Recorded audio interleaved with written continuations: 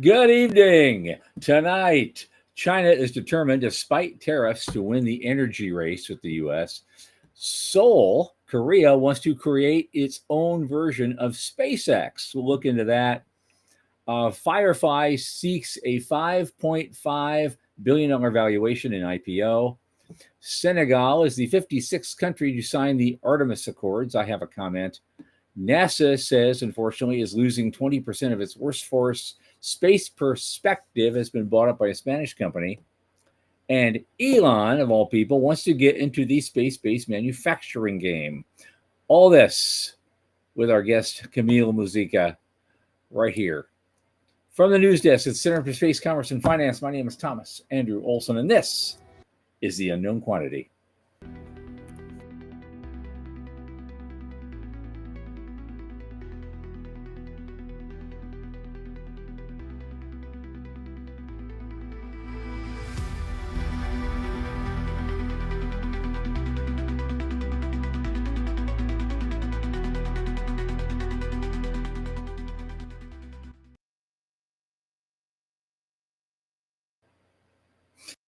As you know, this program is sponsored by the Center for Space Commerce and Finance.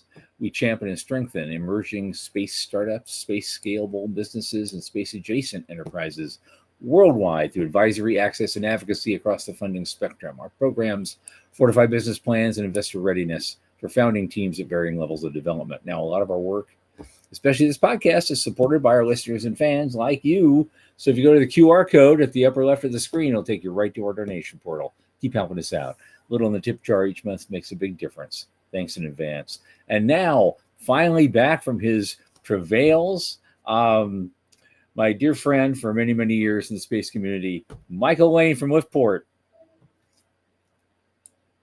Hey, man. Hey. So I understand your mom's okay. Hold on. There we go. Mom is doing fine. I actually want to kind of give a little bit of a PSA about that. Okay. So my mom's 80. She's a healthy 80-year-old.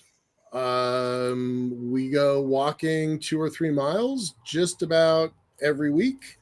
There are not a lot of 80-year-olds that can just get up and start walking 2 or 3 miles. So good for her. Really happy about that.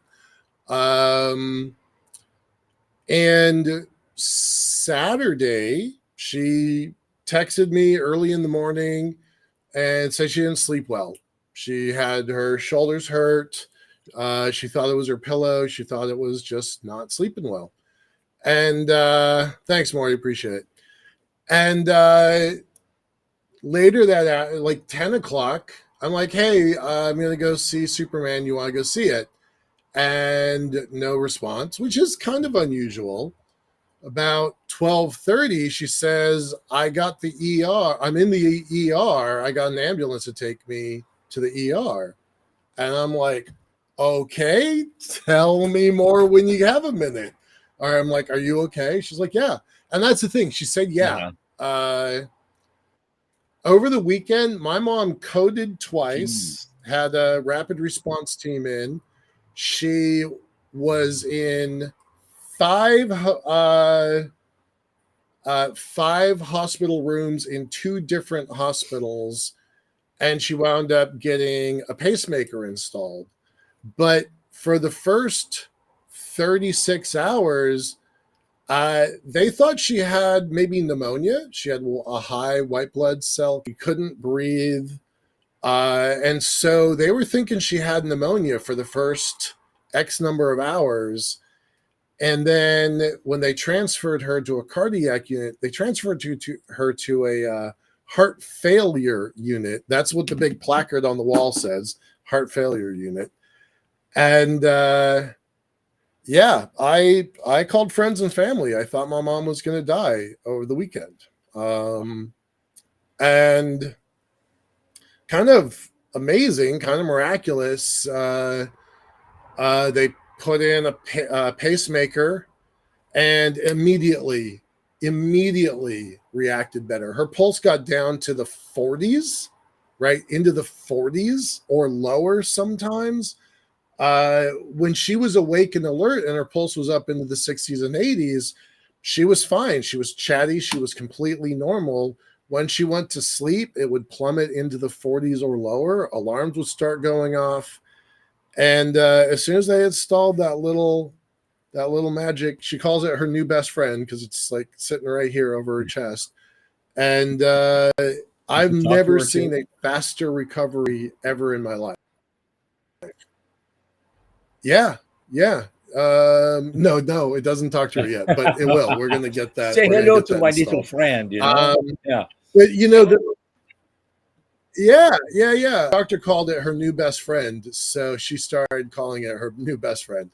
But the PSA is this: over the last, prior to the last 50 years, most heart incidences were triggered towards men. Like all the research was done on men, all of the literature, all of the information.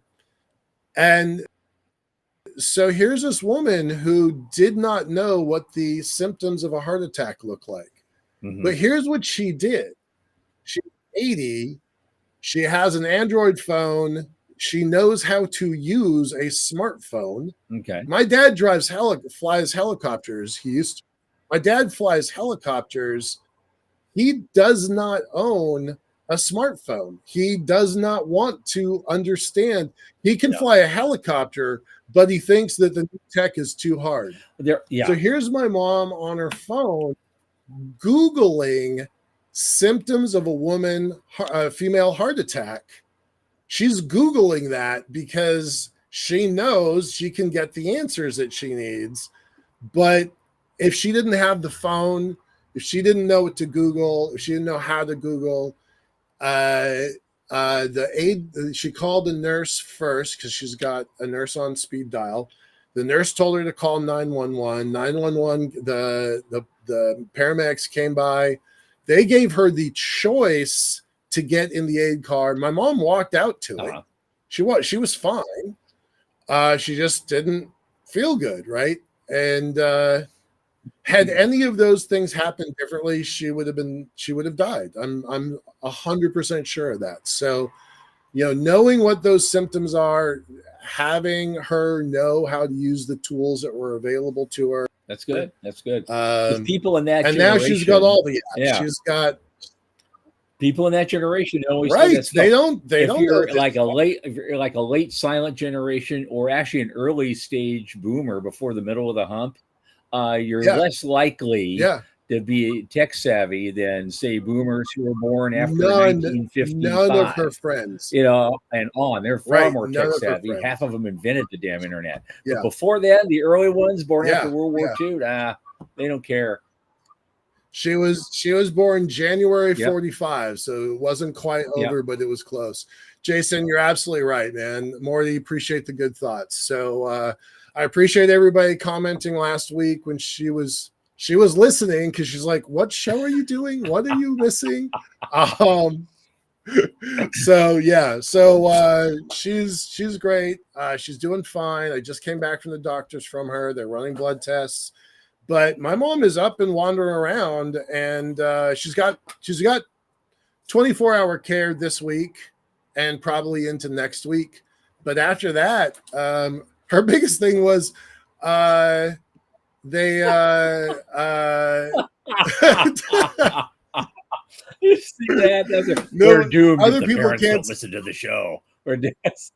Other people can't see Sean's chat, but he's like, "We are doomed if parents not listen to the show." So get all your parents. Get all your parents. Pithy guy.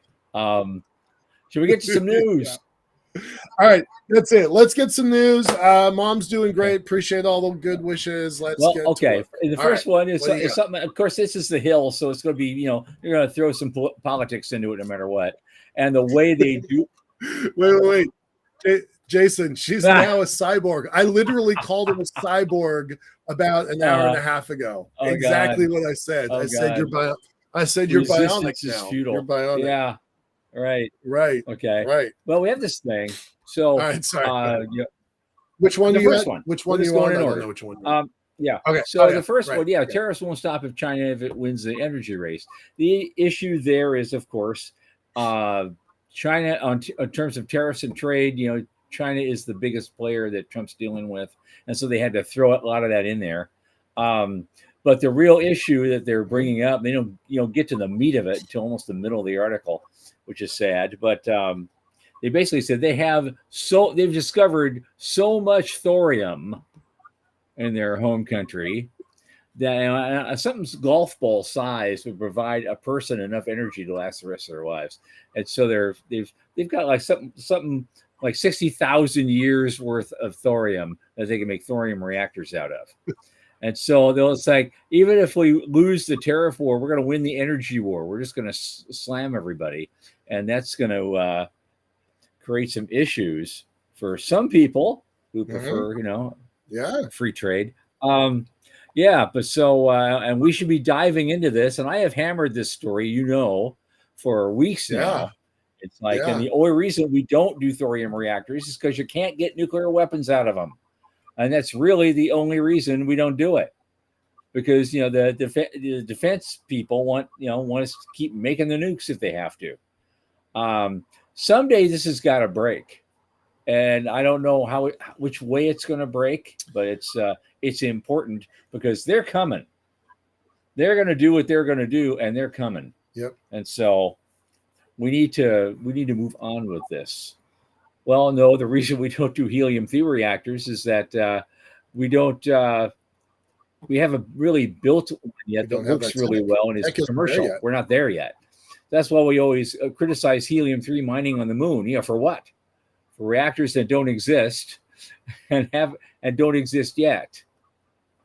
I'm happy to wait. Right. Now that part is changing, right? Because they're going after terrestrial markets that exist. Okay. But, okay. But but that was all I wanted to say about that. Moving on. There is in Korea, the Korea article. Now Seoul wants to create their own Korean version of SpaceX. And I thought, okay, well, good luck with that. Yeah. I don't know how you're going to do it. What are you going to spend to do that?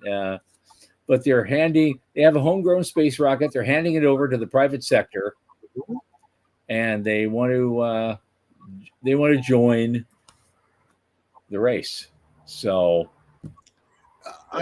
I've been saying for months now that national interests are going to keep fueling the rocket race, right? They are. That there's only so many rocket companies that can be built in the United States, but there's plenty of other countries that would love to have their competitors. We're going to talk about competitors to SpaceX here again in a moment. But so a lot of people don't know this. At the beginning of the pandemic, 2020, I wound up in a State Department program where I have now had 10 Korean students as interns, 10 of them. 4 were virtual, and honestly, nobody got that much out of that. But 6 of them, flew to America, spent $4,000 a month to be here. They were here for typically 8 months. And they were tremendous interns. One of them was especially. 2 of them were especially good, and in that time, in the last 5 years, Korea has said we're going to build a space program, and they built it. CASA, Korean Air and Space Administration.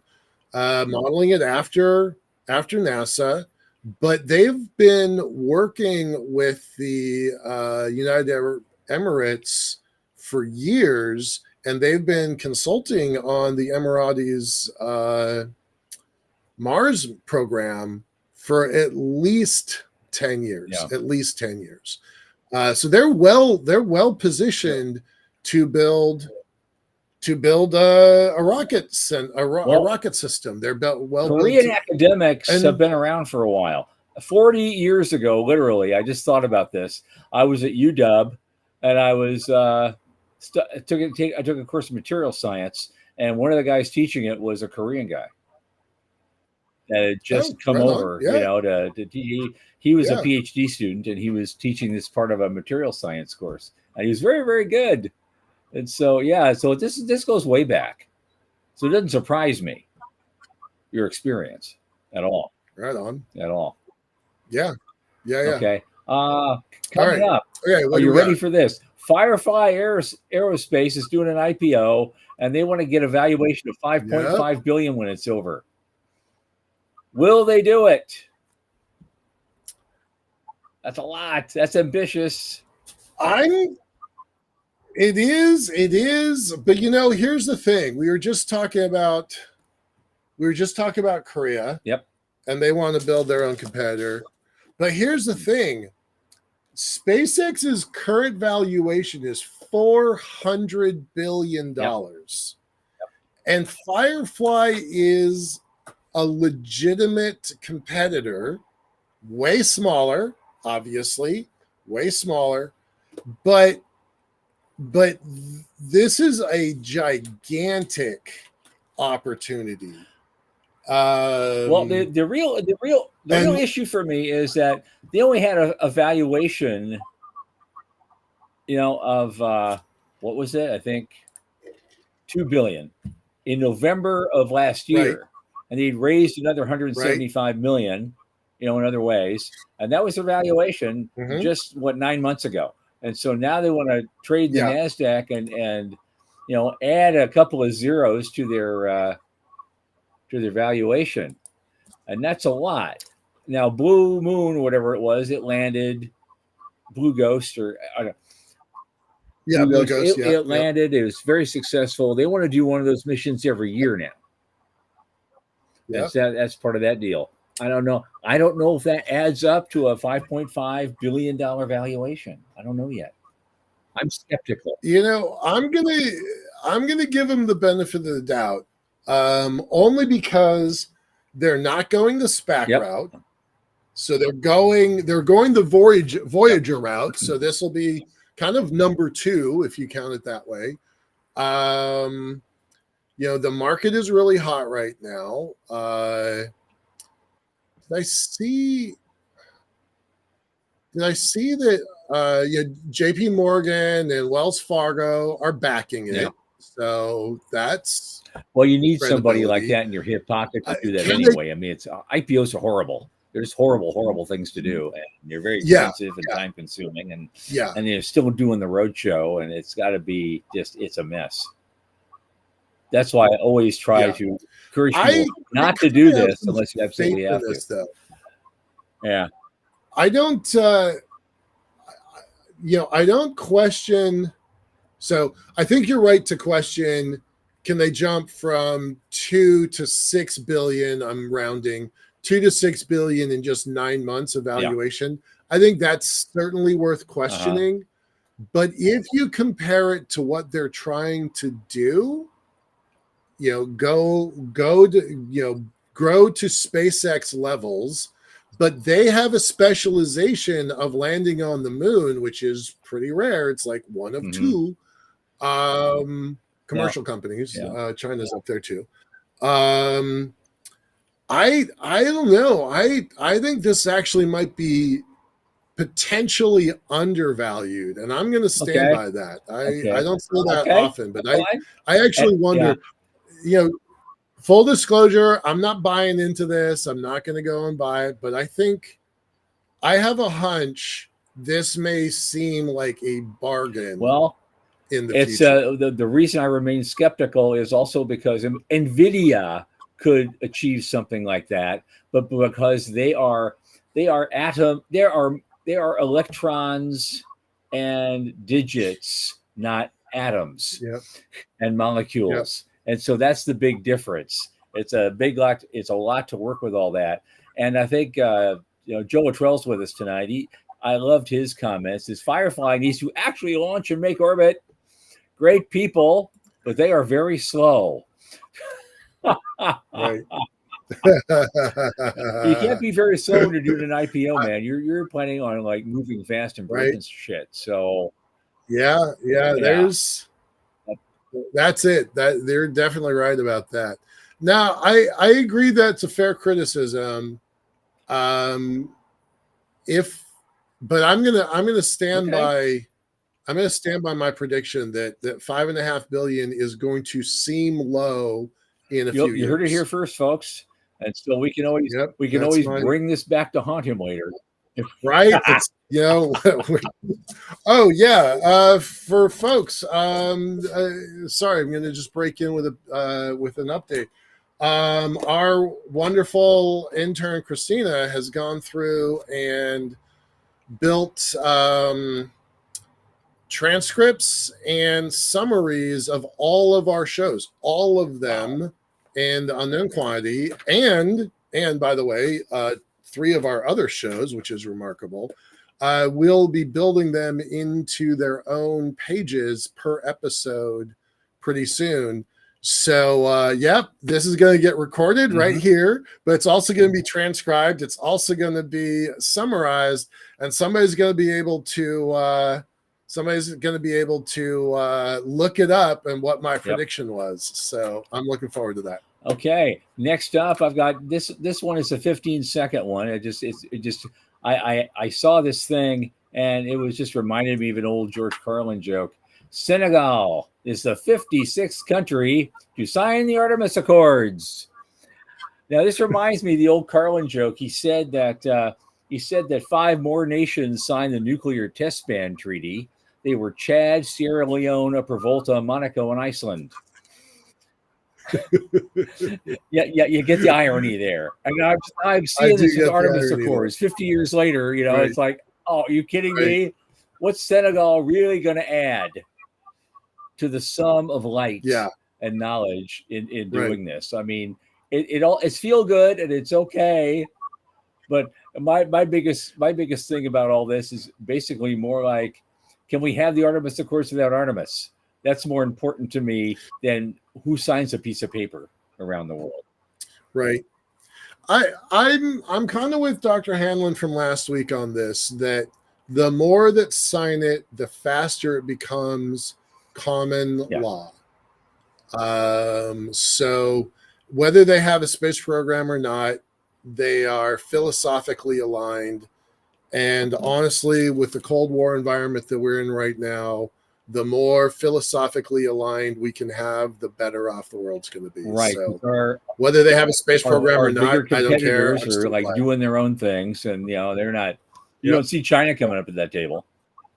Yeah. Morty asked the question: do they even have a space industry? Honestly, not that I'm aware of. But a few months ago, the 54 nations of Africa built their equivalent of a European Space Agency, and I think 11 nations joined that.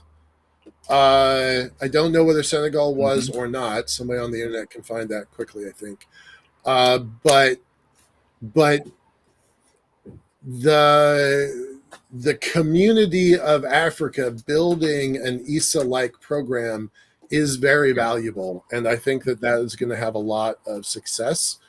We've had 2 pretty successful teams that have competed in our business plan competitions and also our microgrant awards come out of Africa. I forget where one of them was. I don't know where either of them are right now. I remember that.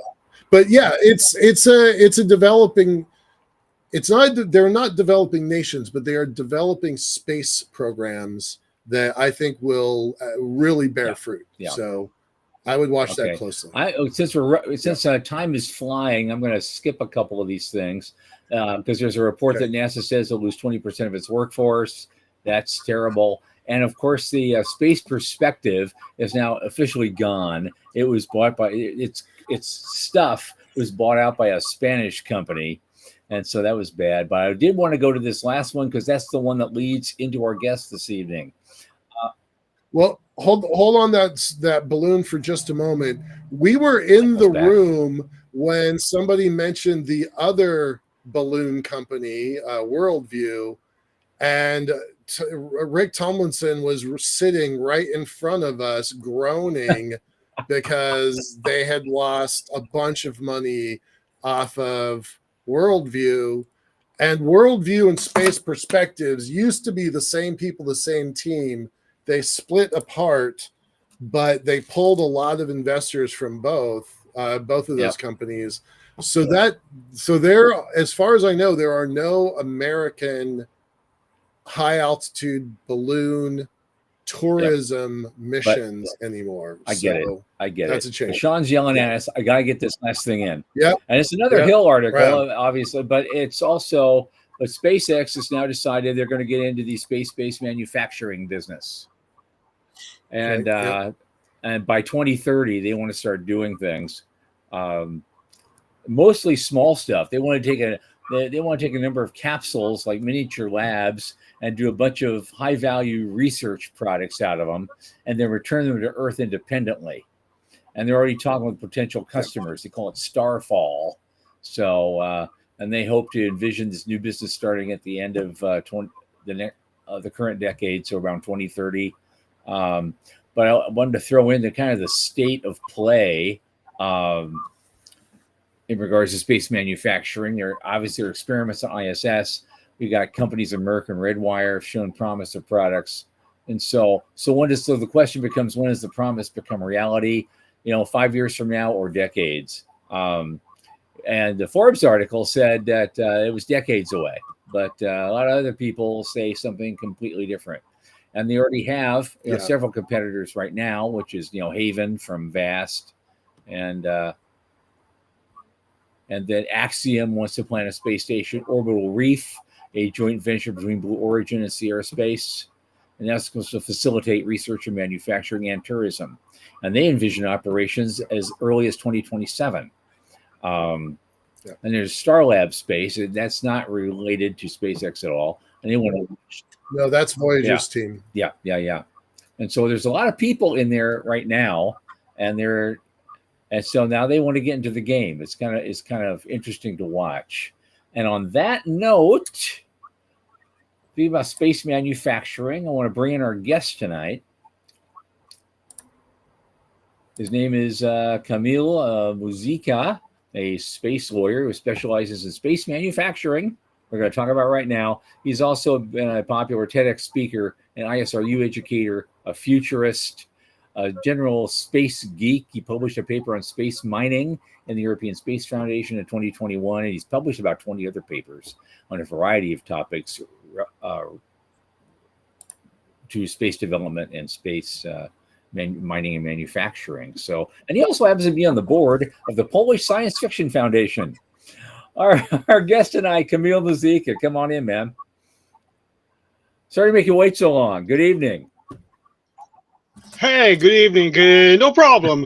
It was nice listening to you guys. On that note, about those landing on the moon, I am still for having automated landing assistance, like a flight tower, automated flight tower for lunar landers. That would actually, with radars and information systems, that would actually make those landings easier and less dependent on the internal radars and other systems on the landers. Sure. So to start out, which we usually do, give us a little bit about your origin story. How did you become a space manufacturing law expert? It's a funny story because, well, I was raised in a home by a father who was an engineer, and I wasn't raised by a mother, but my mother is a patent lawyer. But anyway, the issue is that my father is a great, a passionate reader of science fiction, and as being raised by a father, I also went into the field of science fiction. So after doing my initial college years and ending with a master's thesis on patent law, because I love inventions from science fiction, so I wanted to pursue that. I pursued for a brief time AI law. I sometimes return to AI law, but the space is more of a bigger passion, and I'm more invested in it because, well, because of my training and well, because the amount of publications I produce on space manufacturing, the ISRU, and other topics related to space law. So how did I get to space manufacturing? I was initially doing a PhD in patent law, but I was trying to marry it with my current career in publishing articles on space law. And my thesis advisor told me that, well, you have to marry this space mining and patent law, Mr. Kamil. So you need to think about it. And then I actually thought, what about what processes with space mining can be a patentable subject matter? And I started looking for space manufacturing and found the Princeton the Princeton publications on space manufacturing, and it went downhill from there. Or is it a proper term going down here? Yeah, because in Poland we go, yeah, and then it went downhill, but it is a more it's not negative. Okay, so it went smoothly from there. Right. Okay, so Wait. so anyway, I just want to pop in and say, while Camille's grasp of English is very, very good, he doesn't always get idiom right. So it's not, things did not go downhill there. It went good. okay. Yeah, Okay. no, it's 2:00 in the morning in Warsaw. So thank you for coming in Yeah. from there. Yeah. So By the way, it's our 10th anniversary, Michael. I was We gonna met bring 10 that years up. ago at the Space Camp. I was gonna bring that up. All right, so tell that story. How do we know each other from 10 years back? From the Bersol Copernicus Space Science Laboratory camp by it was Exosphere. I don't know if Exosphere, they yeah. are still in operation by, but well, it was a very very good space science laboratory. Though it was in the peak of the summer of 2015, so 2 or 3 days of our training and lectures were actually at the pool because it was too hot to even have lectures. This was, as far as I know, the world's only and first space elevator class. It was a Yes. 3-week class in Hungary, and it was great. There were about 35 students, some of whom I'm still in touch with. Camille's one of them. And it was really kind of fascinating. For those who don't know, I don't have a very stellar academic record. And so my commitment, when they asked me to do it, I'm like, okay, cool. I'm not gonna give any tests, and I'm not gonna require any homework. But if they want, they can write a paper. And 6 different papers came out of that classwork. So really quite impressive. Those students were really quite interesting. I would love to get back in touch with them. And it is the 10-year anniversary because it was this week in 2015. So terrific. Kamil, beyond your father's influence in the science fiction, when I met you, you were still aiming for patent attorney. You did do that, right? Do I remember that correctly? Yeah, I will get my patent attorney paper after my PhD because that's the practice in Poland. Okay. You can go either the patent attorney's route or the PhD route. Okay. All right. I think No, it's more of a side specialization now than a central aim. Right. Because well, space policy to me is now more important, but patent law actually very much impacts how we think about space manufacturing, because every manufacturing process and the devices we use, the products we manufacture, like even the staple articles of manufacture, can fall under the regulations of patent law, especially if the processes are used on board of a space object. And to be clear, we actually, for example, if we look at the ISRU part of space manufacturing, like the utilization of space resources, sure, we have the issues of patent law, meaning that, for example, somebody manufactures products and devices and uses them on board of space objects, but we have a problem with, for example, how do we treat chattel and other movables? Like you obtain those space resources.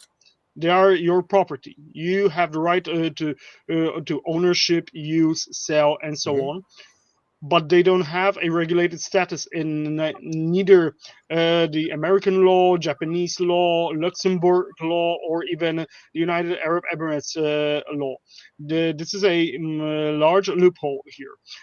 And also, there is a different problem which also touches even more on patent law. The problem that we have is that you actually have something like a space manufactured object, something that if it would be launched from Earth, it would be treated as a space object, but you Build build it. it from space manufactured from space resources. So if there is no means to actually register the space object, so, taking for example the classical idea of it was in the paper, well, in the publication Advanced Automation for Space Mission, the one with Robert Freitas and others, the self-replicating lunar factory. You put the seed factory, the basic space Right. object, on the surface of the moon, and it starts running. Well, it's controlled by AI or a remote or by a hybrid or form of control. Okay, not our problem. The problem is that if you don't register those parts that are being manufactured, those components, those robots, those solar panels, and so on, and especially those manufacturing facilities that would be created on the surface of the moon, you don't give anyone let's say, a guarantee that their patents would be enforced in this area, because a space object is also the territory of protection. It's a quasi territory, like a vessel, but it's still considered under the patent territoriality, both under the Article 8 of the Outer Space Treaty, and both under the Article the paragraph 105 of Title 35 of the U.S. Wait, patent wait, law, wait. and also Okay, is it wait? There's too much here. Let me break it down into parts. okay, So you know that I want to build a station at the Lagrange point. I presume yes, that I'm going to have a U.S. flag, right? On my yeah, that's the station. U.S. registration. Yep, on Okay, my station registered. okay, Uh, hopefully other nations will be involved, but I think it's going to be a U.S. registered asset. Um, friends of mine, clients of mine are going to be digging up regolith and pulling the raw product up to L1 and doing manufacturing. I really think that is a potential future here. So, are you saying that the stuff that we make, a solar panel, for example, the stuff that we make on orbit out of claimed resources from the moon, you're saying that that's a legal gray zone? that's actually two Okay. things. Because under the US law, the common law, and also under the European equivalents of civil law, you are entitled to property Right. rights, That's what I thought. the removable Yeah. property rights, over those panels and so on. But there is a different type of ownership in space law.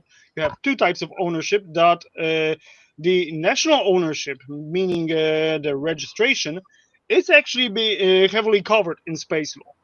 The personal ownership of a movable object, that's not exactly really covered in international space law. You actually need to have it established in your national regulations, because for example, if you create, for example, um, I had this discussion with Professor Stephen Freeland, which I would like to shout out here, because Professor Stephen Freeland is a very, very good professional in space law. We were discussing the idea that, okay, you created a bunch of hammers out of lunar titanium. So they are your property because you have manufactured it. But what are they in the context of space law? If they are, and if they are not registered as a component or as a tool or as a space that belong to the space object, what are they? And well, the issue is that, well, space law wasn't actually doesn't have the proper regulations, or there were regulations that would cover it under the Moon Agreement, but we all L5ers know what happened to the Moon Agreement, and yeah, we are happy about it. Yeah. But anyway, okay, there are different problems. For example, for patent law, like for example, what happens if you actually because you need to recall that your station is not only can not only be can be not only the territory of protection, it can be a embodiment of a patented invention. Take for example a solar sail, a ship with a solar sail. The solar sail is an embodiment of an invention, and also the area of its protection. So it goes twofold. But anyway, in the case of, for example, okay, we treat space objects like a closed boxes of quasi-territoriality, and you could actually say that, okay, within the confines of this of the physical framework, there exist there is those are where the limits of enforceability are actually are enforceable. Where the limits of enforceability of patent law and other national laws extend. Okay, the national laws do not extend beyond the confines of the space object. Sure, but what if you actually in patent law, like for example, you have the extraterritoriality, where you have the doctrine, the effect doctrine, and the beneficial use doctrine. What if somebody uses the extruder to create for the process that the effect is outside of the space object, like for example the 3D printer? Right. That's the space object, that there is no extension of jurisdiction. You, Yeah, as long as the hammer doesn't come to Earth. Yeah, there were even discussions on can somebody can a space tourist like steal your hammer in outer space? And well, yeah, that's a problem, and that we are facing, especially with the concept that well, not everybody is an astronaut in outer space, and there are different roles applying, because astronauts, well, are the envoys of mankind and have the diplomatic status, and well, spaceflight participants are covered under the astronaut rescue agreement, but not under the rest of the agreements. And yeah, I see Jason. The von Neumann type equipment. I even used to consider the idea of the von Neumann doctrine, meaning that if for example, a space object that is a mobile, has something a factory and a mining machine that would produce another space object, that those space objects would retain, well, the nation that well, the state of registry would also retain the jurisdiction and control and registration over the products of its own space manufacturing facility. Although there are several concepts, like Salameri's concept of the collective space object, that every new space object every new space object is added as a component to those space objects. But in the context here, we have to understand that we don't have actually very good regulations on space manufacturing. We have regulations that declare that you have ownership over space resources, but we don't. This is what it Okay. comes down to me. What I'm hearing is there's all sorts of bizarre potential roadblocks over everything everywhere, depending on how you look at it. And so somebody's going to try to create a manufacturing enterprise, and if someone else doesn't want them to do it, they can just engage in some sort of what we call lawfare to try to stop them from doing it. So what is in the practical sense of trying to build a space economy based on manufacturing? You have 90% of the stuff built out there, stays there. What does that worldview look like for you? Okay, what does that picture look like? 90% of the stuff that we build out there stays out there. Let's talk about that side first, and then talk about the other 10%. That comes back to Earth. Well, the two sides of the same question. Yeah. Well, the problem, first of all, is with the space resources themselves, because let's take into account that we have no idea. For example, in the case of the United States, the Space Force is very much interested in CisLunar operations. So we don't have an idea if there won't be any restrictions. For example, okay, you've created for example, a framework, a shell for a space station. Who can you sell it to? Can you sell it to another US company? Can you sell it to a European company? Can you sell it to somebody who isn't ITAR qualified? Right. And also, I'm still waiting. Well, one of my papers is still waiting for for peer review. It has been submitted a month ago to Springer. The main idea of this paper was that okay, what are the national security issues of obtaining space resources? Like, for example, can a company that actually produces fuel from water and produces building materials for superstructures and robots on the moon, how much of those resources should they have reserved, for example, for national security issues, for example, for the use by Space Force or any other U.S. agency? Because, well, there is an issue of national security. They might need it, or they might be needed for any other operation. So, like, for example, who gets the priority of contracts, or can you actually we need to remind, because I started this paper from the perspective of, let's look at the old works of Robert Heinlein, of Paul Anderson, and so on, and all those space pioneers. They got something like a letter of marque and reprisal against space. They could, or even a charter for space, we can call it this way.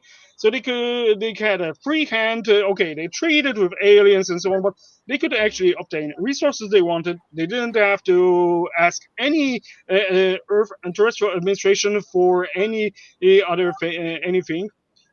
They just got there, went there, obtain resources, produce something. Like in the Satan's world, they had the space manufacturing was present there, because there was the unique the unique environment there. But anyway, they didn't need to ask anybody for permission. There was no idea of government supervision. There was no idea of the authorization was something like even prior to 19th century level of authorization of maritime operations. So anyway, we actually need to look at this. Okay, so this is the basis. But then you go, to the idea that everything that stays there, it's the 90% is staying there. Okay, so from the perspective of space law, okay, this is the extension of jurisdiction and control of a state. So we can assume that, okay, United States has passed something like the the American Free Space Commercial Enterprise Act, like from the 2017, that actually included the idea of space manufactured objects. Okay, so let's say that the Congress and the Senate has passed and the President has signed a similar bill. Okay, so this is we have this thing clear, right? But then you go into astropolitics. Then you go that everything is a extension of jurisdiction and control. And Yes. while it's on the moon, okay, it's everything is on the moon because well, the moon is still within our gravity influence and within our political influence. But we need to take into account one thing. You need to take into account that okay, if you develop space manufacturing capabilities around the moon, you go to Mars. Right. Like not even ASAP, but you go to Mars because you've just tested that. Okay, I can do repairs. I can extract oxygen. Well, we actually know we can. The first ISRU experiment was actually on Mars. Yep. It was Moxie. But Yep. okay, you can extract oxygen. You can extract raw materials. You can recycle. You can recycle space debris. You can recycle. You can hulk your space object, your rocket, and make it into a provision. Well, Habitat. Yeah. a primary space station. Like Yep. you can do most of those things. So you go further and further and further. But this is the problem where the space law is actually well, this is the problem of space law because you go further and further. So you have jurisdiction, control, and you have authorization and responsibility for those operations. Okay. And they All are right. so far beyond, they gain their own autonomy. They have to gain their own autonomy because you cannot micromanage everything from Earth. And well, that's also my problem with the lack of regulations. We are not certain that regulations over space manufacturing won't be a administratory micromanagement like in a very old 4X game like it was called the Master of Orion, where Right. you controlled every part of every planet you actually own. So yeah, this would be Like, a pain for all space manufacturing companies because only the biggest companies would actually have those uh, well, bureaucratic departments to deal with all those regulations and with the micromanagement and well, central control. Even in the science fiction of the 70s and 80s, we can recall there was the idea of the power sets. And while Yep. the power set is a great idea, there were many scenarios where they were micromanaged. That oh, sorry, we cannot use those power sets to power your or a moon station because well, California needs all the energy and so on, like in Joe Haldeman's Tricentennial. But Yep. anyway, so we're the space colonies, the O'Neill colonies. This is also a good idea with space manufacturing, because okay, we were talking about jurisdiction and control. So you have a small habitat, or a group of small robots, or a robots and and a group of facilities. But then you go to something like even Jeff Bezos came back to this idea with a large space station that is actually a small town in a bottle, like Yeah. Yeah. or a company town in a bottle, like like it was a reference in the work of it was T.A. Heppenheimer, Towards the Suns and his colonies in space. Anyway, this is a very interesting idea because you actually this is the only way, well, the only case where you can call something a space colony, because space colony in the legal terms cannot exist because they are the extensions of jurisdiction and control over a land. Right. But yeah.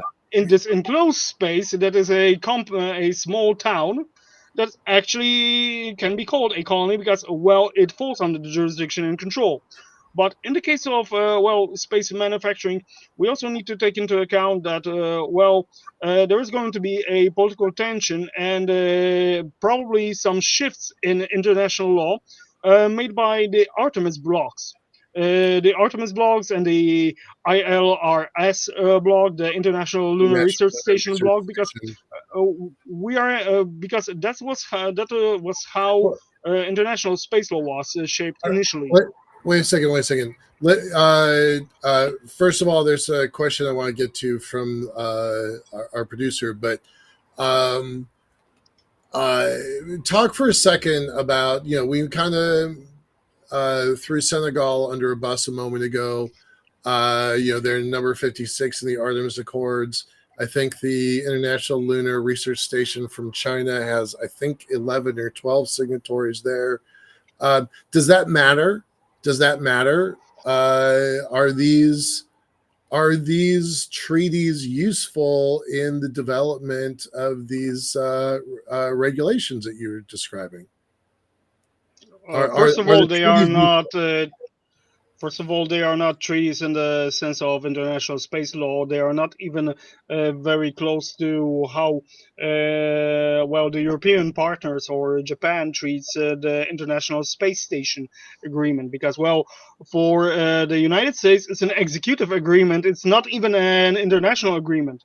For France, for example, it is a international agreement, so that's a bit of a problem of how you Oh, actually that's interesting. interpret. Okay, but Hold on. Artemis Accords, It's an it's a partner agreement, and same with ILRS, because they are both partner agreements. They don't have main documents like, for example, the International Space Stations has the IGA.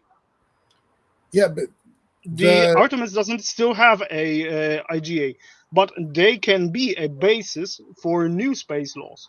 That's all right. actually where we could actually draw something that the developments, but the bigger developments will come with the creation of the LunarNet and other lunar ventures. Because first of all, you would have to have zoning laws in order to secure the far side for the optical telescopes, the radio telescopes, and gravitometric experiments, and detectors. Also, you would probably, because there would be a single lunar time zone, there would probably be a new form of an agreement between the blocks, because they would Yeah. try to. And furthermore, with auto space manufacturing, landing, safety zones, and so on, you would actually have to create something like a zoning law, because imagine you have a group of objects that are like peppering the moon. Like you've sent something a 1 unit CubeSat sized rovers, landers, whatever. They Okay. are like 2 meters apart, but Okay. spread out, like for example, you would have like smart dust. You remember the idea of Yeah. using Yeah. smart dust as electronics on the moon. Yeah. So yeah, you pepper it all over, and suddenly nobody can enter this space because they could cause harmful interference. Yeah. So that's a form of area denial in here. But and in the case of area denial, remember, in space you cannot on the moon you cannot build fortifications, but every crude habitat is essentially a bunker. Right. Okay. Even it's an unarmed, Okay. if it functions So, as a bunker. okay. Go ahead. Well, Go well, ahead. here's the thing. You spent the last 30 minutes or so very, very articulate about what the problems are. What's the way forward for you? Let's see, say in the next 5 years. Let's say notice how I stuck that in there. Yeah. The next 5 years, what do you see to make changes that will actually work and make things work better for everybody? And you only have the 2-minute answer. Okay, We're out of first time. to start with proper national laws regarding the products of space manufacturing, meaning both the products that remain out there, meaning the space manufactured objects, and also you have to regulate the space products that are going to be either used only within space stations or go back. Though those smaller space products would be more regulated by terrestrial laws, like for example FDA and others and other industry standards. Because well, if they have to go to consumer or to the industry back on Earth, well, need to know that they are safe. Okay, that's the first way forward. Second is the creation of proper authorization techniques. Well, the proper authorization schemes and frameworks, because well, you need to have clarity. Everybody from the investor to everybody in the operation needs to have clarity over what are the limits, and where can they push, and where should they stop. Because well, we need to recall that there are many startups who well shoot for the moon, but sometimes they don't shoot for the moon, they just ram into the moon, call it this way, like the scientific hooliganism argument. So this is a Okay. problem that we Okay. are going to face. We need to have legitimate regulations, and also there needs to be something like an intergovernmental agreement on stemming from the Artemis Accords, but regarding space All manufactured right. objects. Okay, got about 30 seconds. Next, what does 25 years away look like?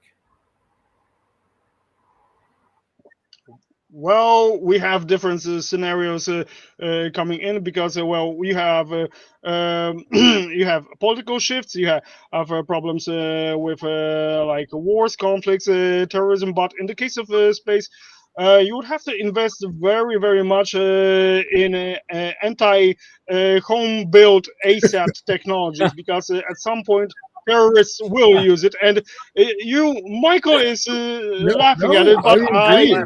I think I think he read Kim Stanley Robinson's Oh, yeah. Yeah, yeah, 2312. Yep. Yeah. Yep. So yeah, or even James Cambias's yeah, The Core Absolutely. Saga. Absolutely.